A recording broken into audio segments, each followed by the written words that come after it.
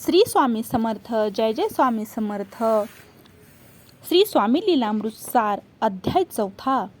श्री गणेशाय नमः. श्री स्वामी समर्थाय नमः. मूळची अंबिका श्री पुण्यवान, त्यात प्रदोष व्रताचे पुण्य महान. पुत्रेच्छा राहिली अपूर्ण, पंचतत्वात विलीन होई. पूर्व पुण्यायेने करंज नगरासी, ब्राह्मण कुळात ए जन्मासी. पती माधव शिवव्रती पुण्यराशी, दुग्ध शर्करा मिळाली. या पूर्व पुण्याईचे संचित. अंबा गर्भवती होत, शुभदिनी होऊनी प्रसूत. पुत्र लाभला अद्वितीय, जन्मताच बालकाने. ओंकार केला मुखाने, माता पिता आनंदाने.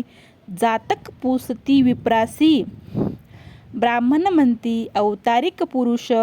आला तुमचे घरात जन्मासी, करती त्या नमस्कारासी. बालक असूनी वंदिती, सप्तवर्षी झाला कुमार.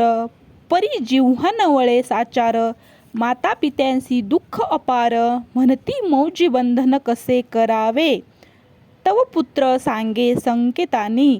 मुंज करता तत्क्षणी, प्रकट होईल मम वाणी. बोलावया लागेन, मौजी बंधन होता. माय म्हणे भिक्षा माग आता, बाळ म्हणे निरोप द्यावा आता. जाणे आम्हा तीर्थयात्रेसी, ऐकून पुत्रवचना. मातेस आली मूर्छना, पावली पूर्वजन्मज्ञाना. अमृत दृष्टीने पाहता, म्हणे श्रीपाद वल्लभराज. इच्छा माझी पुरवली आज, आता मी न सोडी हे चरणरज.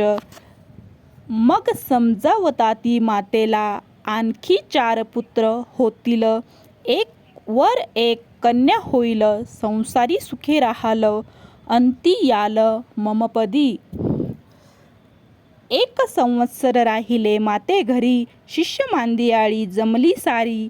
मग शुभ दिनी मातेस विनंती करीती, निरोप आता आम्हा द्यावा.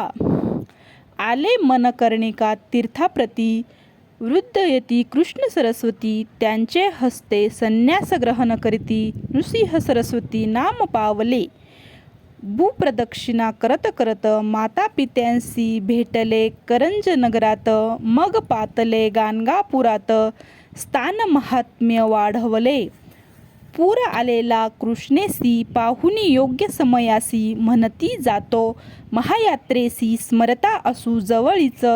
कृष्णेच्या पुरामधून पुष्पनौका करून, करण्या महानिर्वाण कर्दळीवनी निघाले. इति श्री स्वामी लीलामृतातील श्री नृसिंह सरस्वती अवताराचा 4था अध्याय संपूर्ण.